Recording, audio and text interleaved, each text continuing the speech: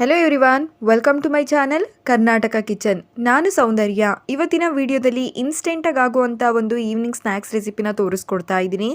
ಮನೆಗೆ ಯಾರಾದರೂ ಗೆಸ್ಟ್ಗಳು ಬಂದಾಗ ಇನ್ಸ್ಟೆಂಟಾಗಿ ಮಾಡ್ಕೊಳ್ಬೋದು. ತುಂಬಾ ರುಚಿಯಾಗಿರುತ್ತೆ. ಒಂದೇ ಥರದ್ದು ಸ್ನ್ಯಾಕ್ಸ್ಗಳನ್ನ ತಿಂದು ಬೇಜಾರಾಗಿದ್ದರೆ ಈ ರೀತಿ ಒಂದ್ಸಲ ಟ್ರೈ ಮಾಡಿ. ಕೇವಲ ರವೆ ಹಾಗೆ ಆಲೂಗಡ್ಡೆನ ಬಳಸ್ಕೊಂಡು ಮಾಡ್ತಾ ಇರೋವಂಥದ್ದು ತುಂಬಾ ರುಚಿಯಾಗಿ ಬರುತ್ತೆ. ನಾನು ತೋರಿಸ್ಕೊಡೋ ಅಂಥ ವಿಧಾನದಲ್ಲಿ ಒಂದ್ಸಲ ಟ್ರೈ ಮಾಡಿ. ಹಾಗಿದ್ರೆ ಬನ್ನಿ ಇವತ್ತಿನ ವಿಡಿಯೋದಲ್ಲಿ ನೋಡ್ತಾ ಹೋಗೋಣ ಹೇಗೆ ಮಾಡೋದು ಅಂತ ಹೇಳ್ಬಿಟ್ಟು. ಒಂದು ಮಿಕ್ಸಿಂಗ್ ಜಾರ್ಗೆ ಮೊದಲಿಗೆ ಇಲ್ಲಿ 1 ಕಪ್ ಆಗುವಷ್ಟು ಸೂಜಿ ರವೆನ ಹಾಕ್ಕೊಳ್ಬೇಕಾಗುತ್ತೆ. ಉಪ್ಪಿಟ್ಟಿಗೆ ಬಳಸೋವಂಥ ರವೆನ ಹಾಕ್ಕೊಂಡು ಇದನ್ನು ಮಿಕ್ಸಿನಲ್ಲಿ ಪುಡಿ ಮಾಡ್ಕೊಳ್ಬೇಕು ಸ್ವಲ್ಪ. ನೆಕ್ಸ್ಟ್ ಇದಕ್ಕೆ ಒಂದೆರಡು ಒಣಗಿರೋವಂಥ ಮೆಣಸಿಕಾಯಿ ಹಾಗೆ ಒಂದು 2 ಟೇಬಲ್ ಸ್ಪೂನ್ ಆಗುವಷ್ಟು ಹಸಿ ಕಡಲೆ ಬೀಜನ ಹಾಕ್ಕೊಳ್ಬೇಕು. ಇದನ್ನು ಕೂಡ ಹಾಕಿ ಇದನ್ನು ಕೂಡ ಪುಡಿ ಮಾಡ್ಕೊಳ್ಬೇಕಾಗುತ್ತೆ, ಕೋರ್ಸಾಗಿ ಮಾಡ್ಕೊಳ್ಬೇಕು. ನಂತರ ನೋಡಿ ಒಂದು ಮೀಡಿಯಮ್ ಸೈಜ್ದು ಆಲೂಗೆಡ್ಡೆನ ಸಿಪ್ಪೆ ತೆಗೆದ್ಬಿಟ್ಟು ನೀರಲ್ಲಿ ನೆನೆಸಿಟ್ಕೊಂಡಿದ್ದೀನಿ. ಇವಾಗ ಇದನ್ನು ಗ್ರೇಟ್ ಮಾಡಿ ಇಟ್ಕೊಳ್ಬೇಕು. ನೋಡಿ ನೀರಲ್ಲಿ ಹಾಕಿಟ್ಕೊಳ್ಳಿ, ಆವಾಗ ನಮಗೆ ಆಲೂಗಡ್ಡೆ ಕಪ್ಪಾಗೋದಿಲ್ಲ ಅಷ್ಟೇ. ಹಾಗಾಗಿ ನಂತರ ಇಲ್ಲಿ ಒಂದು ಕಡಾಯಿಗೆ 2 ರಿಂದ 3 ಟೇಬಲ್ ಸ್ಪೂನ್ ಆಗುವಷ್ಟು ಎಣ್ಣೆನ ಹಾಕ್ಕೊಳ್ಬೇಕಾಗುತ್ತೆ.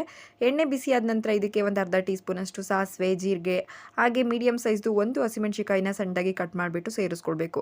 ಇದ್ರ ಜೊತೆಗೆ ಒಂದು ಅರ್ಧ ಟೀ ಸ್ಪೂನ್ ಆಗುವಷ್ಟು ಶುಂಠಿ ಬೆಳ್ಳುಳ್ಳಿ ಪೇಸ್ಟನ್ನು ಕೂಡ ಹಾಕಿ ಇದಿಷ್ಟನ್ನು ಕೂಡ ಒಂದು 30 ಸೆಕೆಂಡು ನಾವು ಎಣ್ಣೆಲೆ ಫ್ರೈ ಮಾಡ್ಕೊಳ್ಬೇಕಾಗುತ್ತೆ. ನಂತರ ಇದಕ್ಕೆ ನಾವು ಬೇರೆ ಇಂಗ್ರೀಡಿಯೆಂಟ್ಸ್ನ ಸೇರಿಸ್ಕೊಳ್ತಾ ಹೋಗಬೇಕು. ನೋಡಿ ಒಂದು 30 ಸೆಕೆಂಡ್ ಈ ರೀತಿಯಾಗಿ ಫ್ರೈ ಮಾಡ್ಕೊಂಡಿದ್ದಾದಮೇಲೆ ಇವಾಗ ಇದಕ್ಕೆ ಒಂದು ಕ್ಯಾರೆಟ್ನ ತುರಿದ್ಬಿಟ್ಟು ಸೇರಿಸ್ಕೊಳ್ತಾ ಇದ್ದೀನಿ.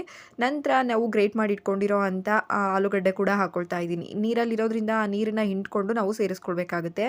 ನೀರಲ್ಲಿಟ್ಟದು ಆಲೂಗಡ್ಡೆ ಕಪ್ಪಾಗಬಾರ್ದು ಅಂತ ಅಷ್ಟೇ ಹೇಳ್ಬಿಟ್ಟು ನೀವು ಈ ಕ್ಯಾರೆಟ್ ಹಾಕೋ ಟೈಮಲ್ಲೇ ನೀವು ಬೇಕಿದ್ರೆ ತುರಿದ್ಬಿಟ್ಟು ಸೇರಿಸ್ಕೊಳ್ಬೋದು. ನೋಡಿ ನೆಕ್ಸ್ಟ್ ಹಾಕಿದ್ದಾದಮೇಲೆ ಇದನ್ನು ಕೂಡ 1-2 ನಿಮಿಷ ನಾವು ಆಲೂಗಡ್ಡೆ ಹಾಗೆ ಕ್ಯಾರೆಟ್ನ ಎಣ್ಣೆಲೇನೆ ಫ್ರೈ ಮಾಡ್ಕೊಳ್ಬೇಕಾಗುತ್ತೆ ಮೀಡಿಯಮ್ ಉರಿಲಿ ಇಟ್ಬಿಟ್ಟು. ನೆಕ್ಸ್ಟ್ ಇದಕ್ಕೆ ರವೆ ತಗೊಂಡಿರೋ ಅಂಥ ಕಪ್ ಅಳತೆಲಿ 2 ಕಪ್ ಅಷ್ಟು ನೀರನ್ನ ಹಾಕ್ಕೊಳ್ಬೇಕಾಗುತ್ತೆ. 1:2 ರೇಷಿಯೋದಲ್ಲಿ ನಾವು ಸೇರಿಸ್ಕೊಳ್ಬೇಕು ವಾಟರ್ನ. ನೋಡಿ 2 ಕಪ್ ಅಷ್ಟು ನೀರನ್ನ ಹಾಕ್ಕೊಂಡಿದ್ದೀನಿ.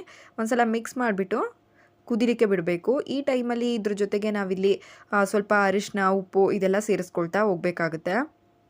ರುಚಿಗೆ ಎಷ್ಟು ಬೇಕು ನೋಡಿ ಉಪ್ಪು, ಹಾಗೆ ಒಂದು ಚಿಟಿಕೆ ಆಗೋಷ್ಟು ಅರಿಶಿನ,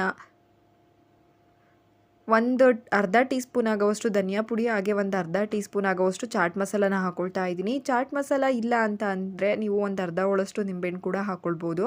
ನೋಡಿ ಚೆನ್ನಾಗಿ ಒಂದ್ಸಲ ಮಿಕ್ಸ್ ಮಾಡಿಕೊಂಡು ಕುದಿಲಿಕ್ಕೆ ಬಿಡಬೇಕಾಗುತ್ತೆ. ಇದೇ ರೀತಿ ಚೆನ್ನಾಗಿ ಕುದಿ ಬರೋ ಟೈಮಲ್ಲಿ ಪುಡಿ ಮಾಡ್ಕೊಂಡಿರ್ತೀವಲ್ಲ ಆ ರವೆ ಹಾಗೆ ಕಡಲೆ ಬೀಜದ ಮಿಶ್ರಣನ ಸೇರಿಸ್ಕೊಳ್ಬೇಕು. ಬೇಯಿಸೋದೇನು ಬೇಡ. ರವೆದ ಮಿಶ್ರಣ ಹಾಕಿದ ತಕ್ಷಣ ನಾವು ಈ ರೀತಿಯಾಗಿ ಮಿಕ್ಸ್ ಮಾಡ್ಕೊಳ್ತಾ ಹೋಗೋಣ. ಮೀಡಿಯಮ್ ಉರಿಲಿ ಇಟ್ಬಿಟ್ಟು ಮಿಕ್ಸ್ ಮಾಡ್ಕೊಳ್ತಾ ಹೋಗಬೇಕು, ಗಂಟಾಗದಿರೋ ರೀತಿಲಿ. ನೋಡಿ ಈ ರೀತಿಯಾಗಿ ಸ್ವಲ್ಪ ಗಟ್ಟಿ ಆಗ್ತಾ ಬರುತ್ತೆ. ಇವಾಗ ಇದ್ರ ಜೊತೆಗೆ ಸ್ವಲ್ಪ ಸಣ್ಣದಾಗಿ ಕಟ್ ಮಾಡ್ಕೊಂಡಿರೋ ಅಂಥ ಕೊತ್ತಂಬರಿ ಸೊಪ್ಪನ್ನು ಕೂಡ ಹಾಕ್ಕೊಳ್ತಾ ಇದ್ದೀನಿ. ಹಾಕ್ಕೊಂಡಿದ್ದಾದಮೇಲೆ ಚೆನ್ನಾಗಿ ಒಂದ್ಸಲ ಮಿಕ್ಸ್ ಮಾಡ್ಕೊಬಿಟ್ಟು ಫ್ಲೇಮ್ ಆಫ್ ಮಾಡಿ ಸ್ವಲ್ಪ ಅರಳಲಿಕ್ಕೆ ಬಿಡಬೇಕಾಗುತ್ತೆ ರವೆನ.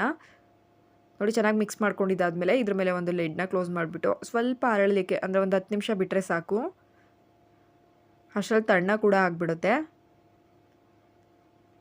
ನೋಡಿ ಇವಾಗ ಒಂದು 10 ಮಿನಿಟ್ಸ್ ಆಗಿದೆ. ಇದಿಷ್ಟ್ರ ಜೊತೆಗೆ 1.5 ಟೇಬಲ್ ಸ್ಪೂನ್ ಆಗೋಷ್ಟು ಅಕ್ಕಿ ಹಿಟ್ಟನ್ನು ಹಾಕ್ಕೊಳ್ತಾ ಇದ್ದೀನಿ, ಒಳ್ಳೆ ಕ್ರಿಸ್ಪಿಯಾಗಿ ಬರುತ್ತೆ ಅಂತ ಹೇಳ್ಬಿಟ್ಟು. ನಿಮಗೆ ರವೆ ಏನಾದರೂ ಸ್ವಲ್ಪ ತಳವಾಗಿದೆ ನಾವು ಮಾಡ್ಕೊಂಡಿರೋ ಅಂಥದ್ದು ಅಂದರೆ ಅಕ್ಕಿ ಹಿಟ್ಟನ್ನು ಸ್ವಲ್ಪ ಜಾಸ್ತಿನೇ ಹಾಕ್ಕೊಳ್ಳಿ ಅಷ್ಟೇ.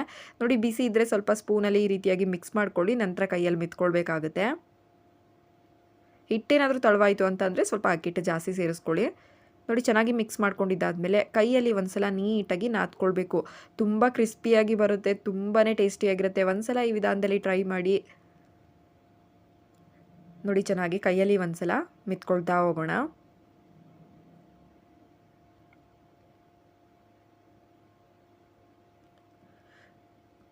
ನೆಕ್ಸ್ಟು ಕೈಗೆ ಸ್ವಲ್ಪ ಎಣ್ಣೆ ಅಥವಾ ನೀರನ್ನು ಸವರ್ಕೊಂಡು ನಾವು ಮಾಡ್ಕೊಳ್ತಾ ಹೋಗಬೇಕಾಗುತ್ತೆ. ಯಾವ ಸೈಜಲ್ಲಿ ಮಾಡ್ತೀರಾ ನೋಡಿಬಿಟ್ಟು ಉಂಡೆಗಳನ್ನ ತಗೊಳ್ಳಿ.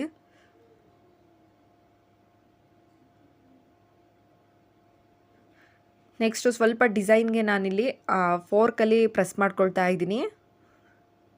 ನಿಮಗೆ ಯಾವ ಶೇಪಲ್ಲಿ ಬೇಕು ನೋಡಿಬಿಟ್ಟು ನೀವು ಮಾಡ್ಕೊಳ್ತಾ ಹೋಗಿ. ಡಿಸೈನ್ ಚೆನ್ನಾಗಿ ಕಾಣುತ್ತೆ ಅಂತ ಹೇಳ್ಬಿಟ್ಟು ನಾನು ಈ ರೀತಿಯಾಗಿ ಫೋರ್ಕಲ್ಲಿ ಮಾಡ್ತಾ ಇರೋ ಅಂಥದ್ದು. ಇದೇ ರೀತಿಯಾಗಿ ಎಲ್ಲದನ್ನು ಕೂಡ ಮಾಡಿ ಇಟ್ಕೊಂಡಿದ್ದಾದಮೇಲೆ ಇದನ್ನು ಎಣ್ಣೆಯಲ್ಲಿ ಬೇಯಿಸ್ಕೊಳ್ಬೇಕಾಗುತ್ತೆ.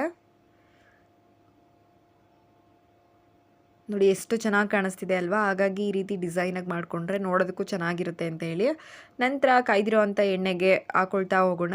ಮೀಡಿಯಮ್ ಉರಿಲಿಟ್ಟು ಚೆನ್ನಾಗಿ ಒಳಗೆಲ್ಲ ಬೇಯೋ ರೀತಿಲಿ ನಾವು ಬೇಯಿಸ್ಕೊಳ್ಬೇಕಾಗುತ್ತೆ. ಹೈ ಫ್ಲೇಮ್ ಇಟ್ಕೊಂಡು ಬೇಯಿಸ್ಕೊಳ್ತು ಅಂತ ಅಂದರೆ ಮೇಲ್ಗಡೆ ಮಾತ್ರ ಕ್ರಿಸ್ಪ್ ಆಗಿಬಿಡುತ್ತೆ, ಒಳಗಡೆ ಬೆಂದಿರೋದಿಲ್ಲ.